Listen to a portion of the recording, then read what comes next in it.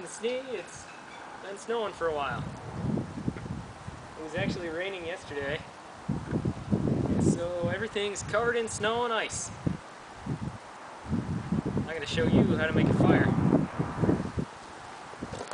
Alright guys, so it's wet outside, snow, you know, and so the first thing we need to do is find dry wood, and we got some right here. Now this is covered in snow. This is covered in snow and ice, but the middle of it is not. You want to try and find a dead standing tree, but this is what I could find. The thicker the better, because it's going to have more stuff in it. Or more dry wood, I mean. You have to do less work. So you want to kind of brush it off. And we'll start processing. First thing you got to do, bring her down.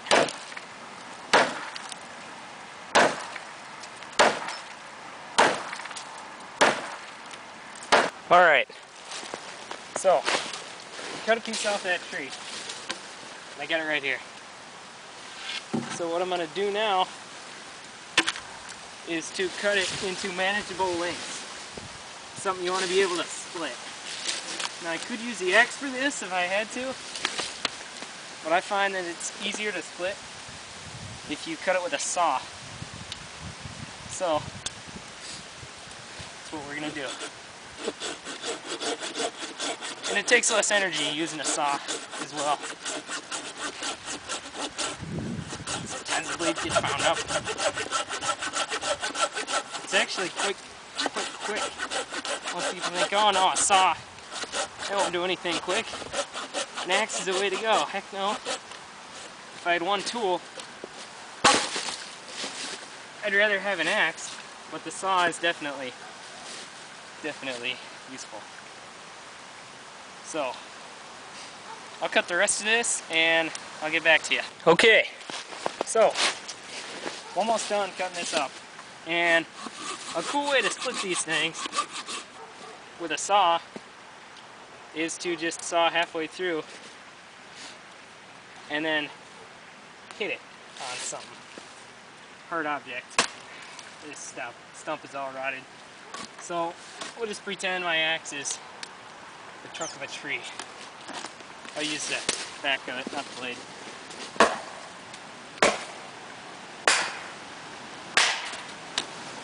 See that? That's how you split your wood with a saw. Anyway, well, I'm just about done. Heck, I just split this whole thing just by hitting it. The bottom part too. Right there.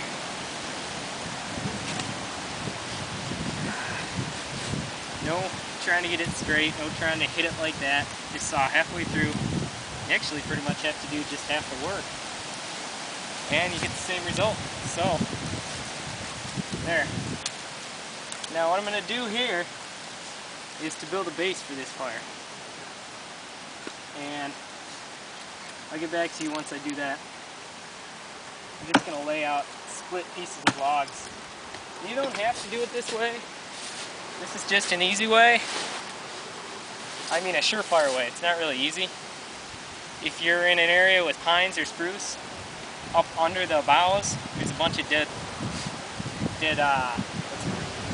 sticks, twigs, and they go up like gasoline. So I'll get back to you once I build a base. I'll bring the camera in closer too.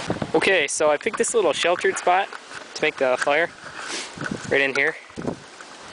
I'll probably make it out here or something. So I'm clearing away an area of leaves and stuff. Snow actually. And I want to get down pretty much to dirt.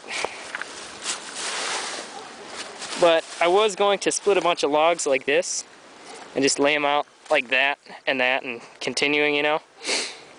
But over here, you'll never guess what I found. I made it by this big rotten tree that fell over, and this piece of bark was just laying here, and the underside is completely dry. So I'm going to use that to my advantage and use it. Just break it in half and there we go. Base for the fire. Probably lay these down too, just cause. Build the structure for my fire. And now I'm going to split these up, whittle off some chips, splinters, you know, and I'll get some kindling. And I grabbed some pine resin. I'll do a video on collecting that sometime. But that is one of nature's greatest tinders. I got some of that and some birch bark. So I'll show you once I get all the wood split how to light this thing. And you don't need to split all the wood all the time, but this is just an extreme way. If you have to, if nothing else is working, then this is a pretty much fail-safe way. I've started fires like this in huge blizzards.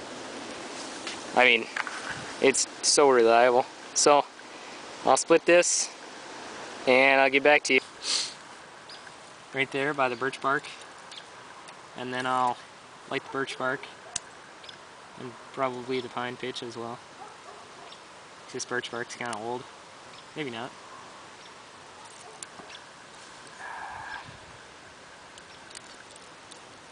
Come on. And that pine pitch should take. And I think it is, yeah. Hopefully. This is all on a slant. So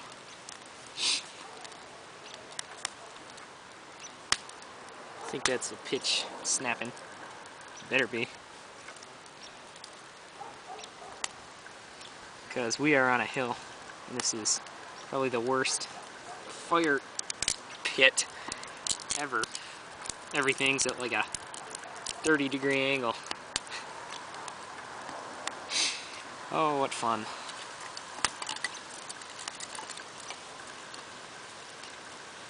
So I'll build this up with the splinters. And these are bone dry. I mean, it's been raining for 2 days here. Well, raining and snowing for 2 days. And this stuff is bone dry. I mean, you can tell, it's going up like gasoline. Well, maybe not that good, but it's going up. Maybe kerosene. Yeah, going up like kerosene. Wow. This is tricky, because I'm on a hill. I gotta stack this. Stack this to compensate for the hill.